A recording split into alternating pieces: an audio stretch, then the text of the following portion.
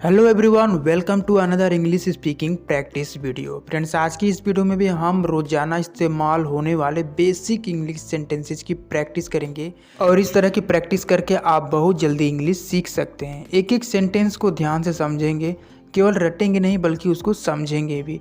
तो पहला सेंटेंस है क्या हो रहा है। यदि आपको बोलना है क्या हो रहा है, अचानक से कहीं आप गए और आपको बोलना है क्या हो रहा है, तो इसको इंग्लिश में बोलेंगे what is happening. What is happening. यदि होता है यहाँ क्या हो रहा है, तो आप बोलेंगे व्हाट इज हैपनिंग हियर, क्योंकि हियर का मतलब होता है यहाँ। यहाँ क्या हो रहा है, व्हाट इज हैपनिंग हियर। सब ठीक है, सब ठीक है।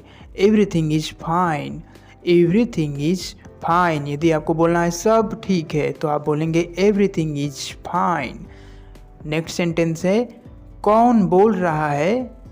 कौन बोल रहा है। यदि आपको बोलना है कौन बोल रहा है कहीं भी, जैसे कि कॉलिंग पे बोलना हो या फिर कहीं ऐसी जगह पे चले गए जहाँ पे आपको कोई बुला रहा है और आपको नहीं पता, तो आप वहाँ पे बोलते हैं ना कि कौन बोल रहा है, तो इसको इंग्लिश में बोलेंगे हु इज स्पीकिंग। जनरली हम फ़ोन पर ज़्यादा बोलते हैं, जब हमें किसी अननोन नंबर से कॉल आता है तो हम बोलते हैं ना कौन बोल रहा है, तो इसको इंग्लिश में बोलेंगे हु इज स्पीकिंग। कौन बोल रहा है, हु इज स्पीकिंग।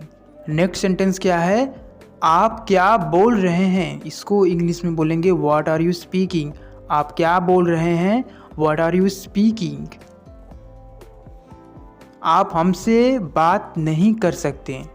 आप हमसे बात नहीं कर सकते। You can't talk to us, you can not talk to us. लेकिन यदि है कि आप हमसे इस तरह से बात नहीं कर सकते, इसी सेंटेंस को थोड़ा सा बड़ा करके यदि बोलें आप हमसे इस तरह से बात नहीं कर सकते, तो आप इसको इंग्लिश में बोलेंगे You can't talk to us like that. Like that का मतलब है इस तरह से। नेक्स्ट क्या है, तुम्हारी हिम्मत कैसी? तुम्हारी हिम्मत कैसी हुई, हाउ डेयर यू। तुम्हारी हिम्मत कैसे हुई, how dare you.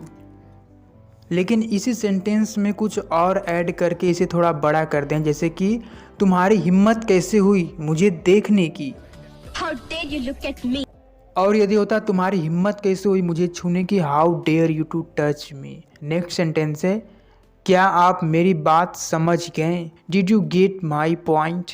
Did you get my point. जैसे कि मैं आपको कभी कभी बोलता हूँ did you get my point, जिसका मतलब है क्या आप मेरी बात समझ गए।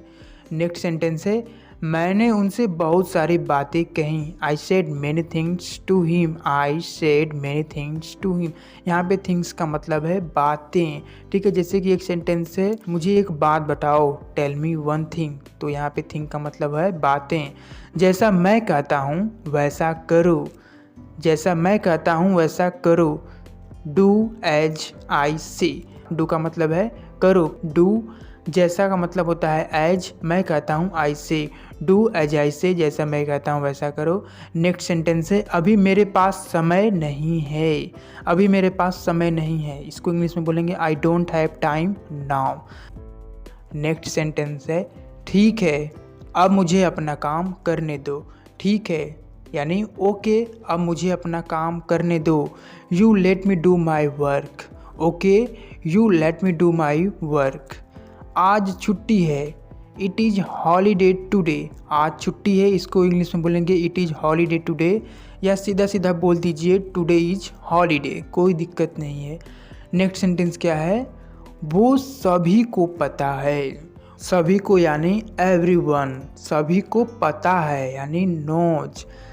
एवरीवन नोज क्या पता है, वो बात, ठीक है। एवरीवन नोज डैट, वो सभी को पता है, एवरीवन नोज डैट।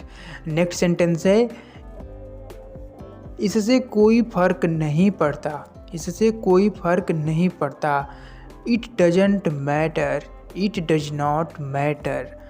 इससे कोई फर्क नहीं पड़ता। यदि आपको बोलना है कि इससे कोई फर्क नहीं पड़ता, तो इसको इंग्लिश में आप बोल सकते हैं इट डजंट मैटर।